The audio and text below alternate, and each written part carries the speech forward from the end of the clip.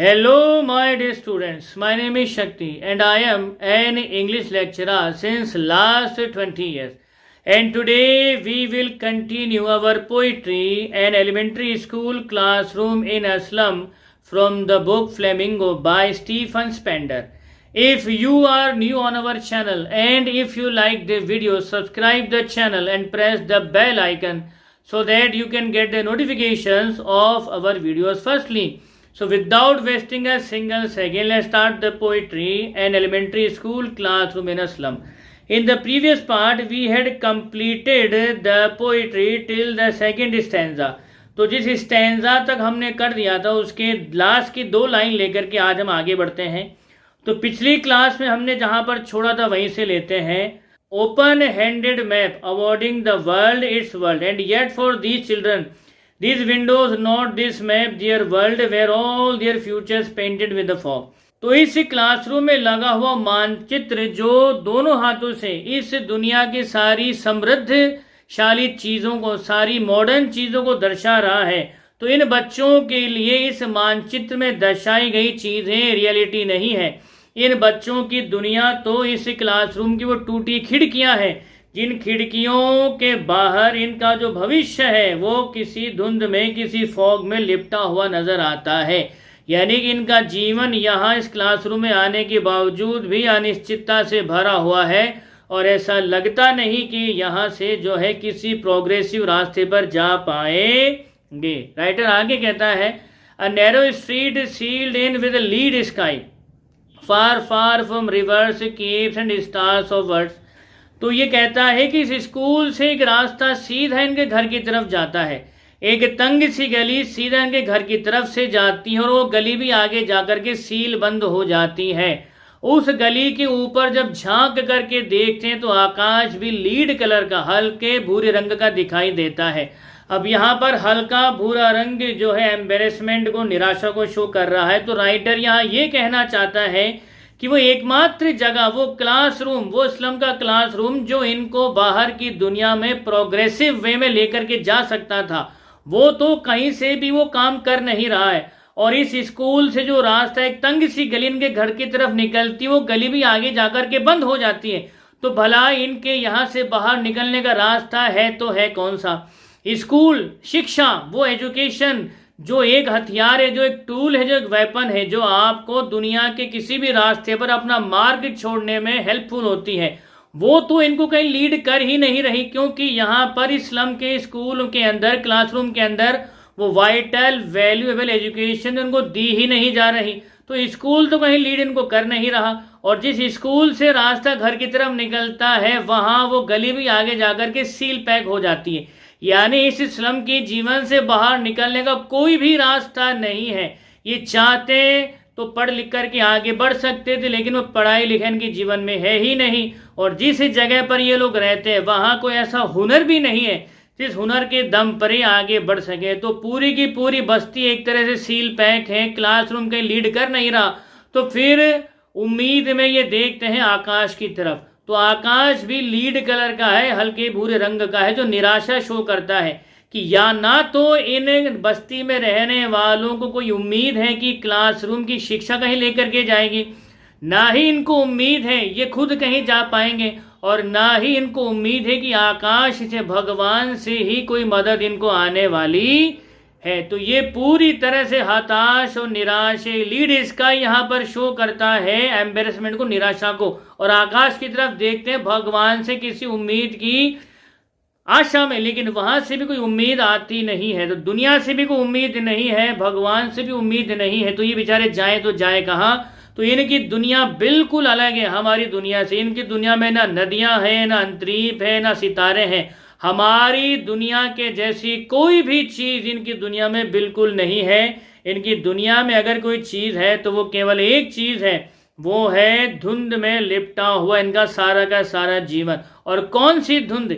ये धुंध है अनिश्चितता की धुंध, और ये धुंध कभी इनके जीवन से जाने वाली नहीं है। और इसी पेन को स्पेंडर ने बखूबी एक्सप्रेस किया है। आगे बढ़ते हैं। Surely Shakespeare is wicked, the map a bad example with the ships and sun and love tempting them to steal.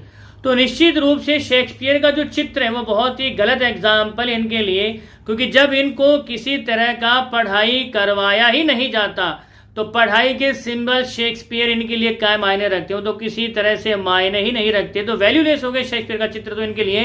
तो ये बहुत ही गलत उदाहरण इनके लिए। और इस क्लासरूम में लगे हुए जहाजों के चित्र, सूर्य के चित्र जो कि आधुनिक दुनिया को शो करते हैं, तो वो इनके लिए बहुत ही बैड एग्जाम्पल है। साथ ही साथ प्यार को दर्शाने वाले जो चित्र यहाँ पर लगे हैं वो तो इस स्लम में रहने वाले बच्चों के लिए बहुत ही गलत एग्जाम्पल है, क्योंकि इन सब चीज़ों को देख करके इनके मन में ये आता है कि वो इन सब चीज़ों को चुरा लें अपने लिए, क्योंकि ऐसे तो हासिल कर नहीं पाएंगे, तो इन सब चीज़ों को वो चुरा लें। For lives that slyly turn in their cramped hole, क्योंकि जिस तरह का वो जीवन जीते हैं तो वो कुछ इस तरह से जीते हैं, चुपचाप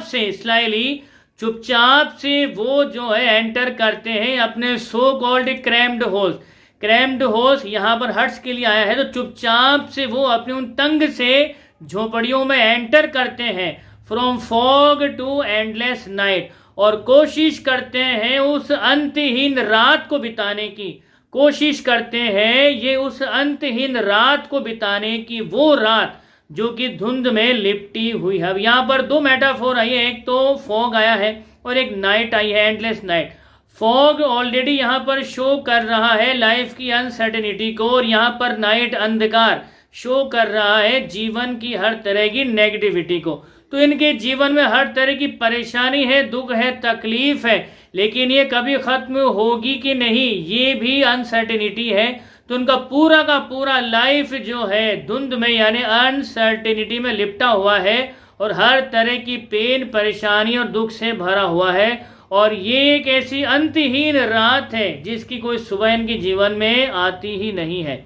on their slag heap These children wear skins peeped through by bones, तो यही इन्हीं जगहों पर, इन्हीं कच्ची बस्तियों में, इन्हीं स्लम्स के अंदर मेटल को पिघलाने के बाद में जो वेस्ट बच जाता है जिसको बोलते हैं स्लैग हीप, धातु के मेल का ढेर, उस धातु के मेल के ढेर के ऊपर ये बच्चे बैठे हुए हैं। अब ध्यान दीजिएगा कितनी जबरदस्त एक राइटर ने यहाँ पर मेटाफोर यूज करी है, स्लैग हीप। इसका मतलब क्या है?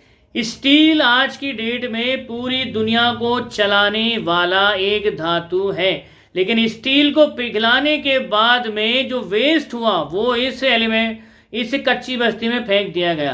तो इन शॉर्ट बात इतनी सी है कि जिस तरह से स्टील को काम में लेने के लिए, जिस तरह से स्टील जहां जहां पर काम में आता है वहां पर ले लिया गया और उसके वेस्ट को यहां पर डाल दिया गया, ठीक उसी तरह से समाज ने इन कच्ची बस्ती में रहने वाले लोगों को अपने आप से ठीक वैसे ही काट करके अलग फेंक दिया है जैसे स्टील में से उस मैल के ढेर को बाहर फेंक दिया जाता है। मैं इसको दूसरे वे में समझाता हूं, ध्यान से समझिएगा।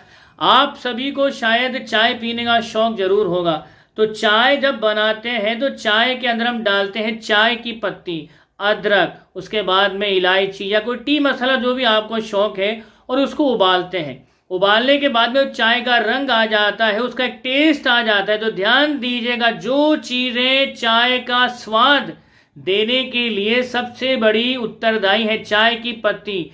चाय पीने से पहले सबसे पहले उसी चाय की पत्ती को छान करके बाहर फेंका जाता है, समझ गए आप? तो ठीक उसी तरह से इन कच्ची बस्तियों में रहने वाले लोगों से इनका काम निकाल करके इनको ठीक वैसे ही समाज से बाहर फेंक दिया गया है जैसे चाय की पत्ती से पत्ती और स्टील से स्टील निकालने के बाद में जो ढेर बच जाता है मैल का, स्लैग हीप, ठीक वैसे ही इनको फेंक दिया गया है। क्योंकि आधुनिक समाज की नज़रों में ये जो है कचरे से ज़्यादा, मैल से ज़्यादा, कूड़े से ज़्यादा कुछ नहीं है। चाय का स्वाद कोई और ले रहा है, लेकिन चाय में स्वाद देने वाली एलिमेंट्री चीज़ों को सबसे पहले निकाल करके बाहर फेंका जाता है। तो कुछ ऐसी ही स्थिति इस एलिमेंट्री जो कच्ची बस्ती है उसके अंदर हालात कुछ ऐसे ही हैं। तो मेटल वेस्ट के ऊपर इन बच्चों को बैठे हुए देखा जा सकता है और इनकी शरीर से हड्डियां जो है बाहर झांकती हैं। इतने दुबले हैं कि इनकी हड्डियां जो है बाहर झांकती हैं। और इन बच्चों ने जो है स्पेक्टेकल्स ऑफ स्टील, तो इन बच्चों ने जो है स्टील के फ्रेम वाले चश्मे पहन रखे हैं। इन बच्चों ने स्टील के फ्रेम वाले चश्मे पहन रखे हैं विद मेंडेड ग्लास, रिपेयर किए हुए ग्लास के द्वारा। तो इन बच्चों ने स्टील के फ्रेम के चश्मे पहन रखे हैं जिनमें मरम्मत किए हुए ग्लास लगे हुए। मरम्मत किए ग्लास कैसे? मान लीजिए कोई ग्लास के टुकड़े टुकड़े हो रखे हैं, तो किसी चीज से चिपका करके एक पर्टिकुलर फॉर्म में उसने उस ग्लास को बनाया और उस ऐनक में लगाया, तो ये है मेंडेड ग्लास। तो इन बच्चों ने स्टील के फ्रेम के मेंडेड ग्लास वाले चश्मे पहन रखे हैं और ये ठीक वैसे ही दिखाई देता है जैसे पत्थर पर पड़े हुए कांच के टुकड़े, बॉटल बिट्स ऑन स्टोन, पत्थर पर पड़े हुए कांच के टुकड़े जैसे दिखाई देते हैं। ऐसा ही कुछ फील आता है इन बच्चों के चेहरों को देख करके जब ये स्टील के फ्रेम वाले चश्मे पहनते हैं मेंडेड ग्लास लगे हुए। तो आगे राइटर कहता है all of their time and space are foggy slum. तो इनका सारा का सारा जीवन, सारा का सारा समय, सारा का सारा जो भी है टाइम और मनी, वो सारा का सारा धुंध में लिपटा हुआ ये स्लम ही है। So blot their maps with slums as big as doom. तो इसलिए राइटर कहता है कि क्लासरूम में लगे हुए उन मानचित्रों को तो हटा दो और उनकी जगह इन कच्ची बस्तियों के चित्रों को दिखाओ जो इतने बड़े हैं जैसे साक्षात प्रलय रूपी कोई नदी जो है दुनिया को निगल जाना चाहती हो। तो इसीलिए क्लासरूम में लगे हुए उन मैप्स को तो हटा दो, ब्लॉट दियर मैप्स, क्लासरूम में लगे हुए मैप्स को तो हटा दो with slums as big as doom, और उनकी जगह दिखाओ इन कच्ची बस्तियों के चित्र जो बस्तियां इतनी बड़ी है मानो कोई साक्षात प्रलय आ गई हो और पूरी दुनिया को निगल जाना चाहती हो। और तब तक दिखाओ इन स्लम्स के चित्रों को, कब तक दिखाना है और किसको दिखाना है और तब तक दिखाना है। किसको दिखाना है? Unless governor, inspector, visitor, this map becomes their window and these windows that shut open their lives like catacombs. तो इन कच्ची बस्तियों के चित्रों को दिखाओ, तब तक दिखाओ, गवर्नर को दिखाओ, इंस्पेक्टर को दिखाओ, विजिटर को दिखाओ। अब गवर्नर को क्यों दिखाओ? ध्यान दीजिएगा, ये गवर्नर ही तो है जो समाज में गरीब लोगों के उत्थान की योजनाएं बनाते हैं और इन योजनाओं की पालना करवाने का काम जो है इंस्पेक्टर करते हैं। और हम विजिटर भी तो हैं जो इन गरीब लोगों के अपलिफ्टमेंट के लिए काफ़ी बड़ी मोटी अमाउंट चंदे में या डोनेशंस में देते हैं। लेकिन इतना कुछ होने के बावजूद भी ध्यान दीजिएगा, गवर्नमेंट्स इतनी योजनाएं बनाती हैं, सरकार इतना पैसा देती है, यहाँ तक कि बड़े बड़े धन्ना सेठ जो है गरीबों के कल्याण के लिए लाखों करोड़ों अरबों रुपए दान देते हैं। तो भला इतना दान देने के बावजूद भी आज तक ये गरीब गरीब ही क्यों है? तो यही हमें सोचना पड़ेगा कि आखिर पैसा जाता तो जाता कहाँ पर है। तो इन कच्ची बस्तियों के चित्र हमको दिखाने हैं गवर्नर को जो कि कानून बनाता है, इंस्पेक्टर को जो उस कानून की पालना करवाता है, और विजिटर यानी कि हम और आप जैसे लोग या जो रसूख वाले लोग जो इन गरीबों के कल्याण के लिए बहुत बड़ी और मोटी रकम दान में देते हैं। तो अगर दान में देते हो तो इनके हालात आज तक सुधरे क्यों नहीं है? भला आज भी कच्ची बस्तियां नजर क्यों आ रही हैं? तो ये तब तक दिखाने हैं तब तक जब तक कि ये जो कच्ची बस्ती के चित्र हैं इनकी जीवन की खिड़की ना बन जाए। ये कच्ची बस्तियों के चित्र इनकी जीवन की वो खिड़की ना बन जाए जिन खिड़कियों को इन्हीं गवर्नरों ने, इन इंस्पेक्टर्स ने या कहीं ना कहीं विजिटर्स ने जो है बंद करके रखा है बाहर से, और इन कच्ची बस्ती में रहने वाले लोगों के जीवन को बिल्कुल ऐसा बना रखा है जैसे जिंदा कब्रगाह, लाइक कैटाकॉम्स, लाइक कैटाकॉम्स।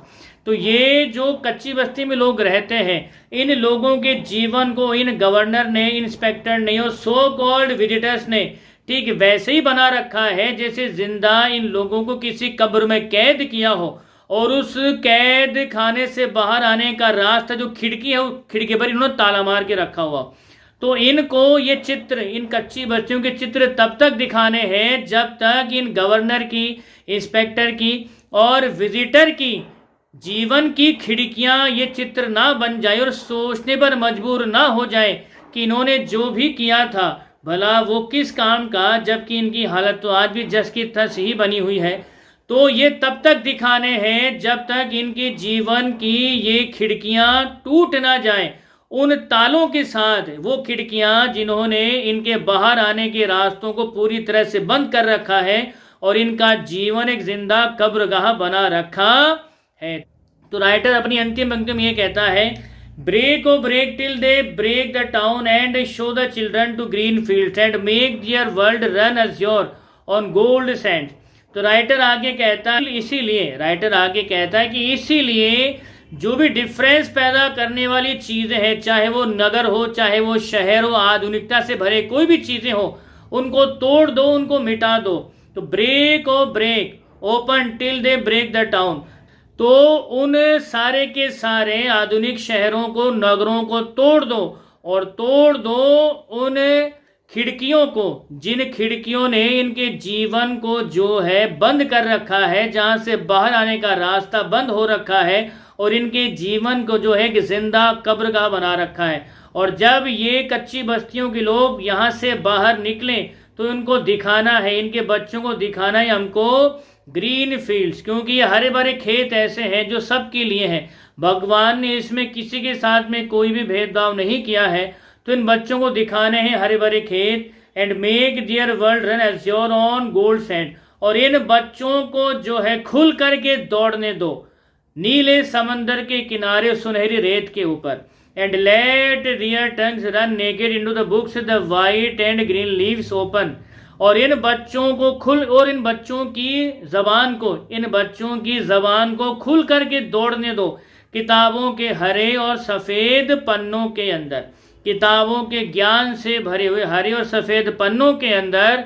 क्योंकि history their whose language is the sun, history theirs whose language is the sun, क्योंकि इतिहास उसी के सामने सर झुकाता है जिसकी भाषा में ज्ञान रूपी सूर्य होता है। इतिहास उसी के सामने सर झुकाता है जिसके पास में हुनर हो, जिसके पास में काबिलियत हो, जिसके पास में कोई ऐसा टैलेंट हो जो दुनिया बदलने की ताकत रखता हो, जिसके पास कोई शिक्षा रूपी ऐसा कोई टूल हो, डिवाइस हो, वेपन हो जो दुनिया को बदलने की ताकत रखे। क्योंकि वक्त केवल उसी के आगे सर झुकाता है जो इनमें से किसी एक चीज को अपने पास लेकर के चलता है, और इतिहास उसी के पीछे पीछे चलता है मेरे प्यारे दोस्तों, जिसकी भाषा में सूर्य है, यानी जिसके पास कोई हुनर है, कोई कला है, कोई ज्ञान है, कोई नॉलेज है, कोई स्किल है, कोई ऐसा उसके पास में एजुकेशन का टूल है जिससे वो दुनिया बदलने की ताकत रखता है। क्योंकि जिसकी भाषा में सूर्य है, इतिहास केवल उसी को फॉलो करता है, इतिहास उसी को याद रखता है। तो इन्हीं फाइनल शब्दों के साथ में हम आज की पोइट्री को ख़त्म करते हैं। हम अगले चैप्टर में किसी और टॉपिक के इन डेप्थ एनालिसिस के साथ में मिलेंगे। तब तक आप खुश रहिए, मुस्कुराते रहिए। जय हिंद, जय भारत, वंदे मातरम।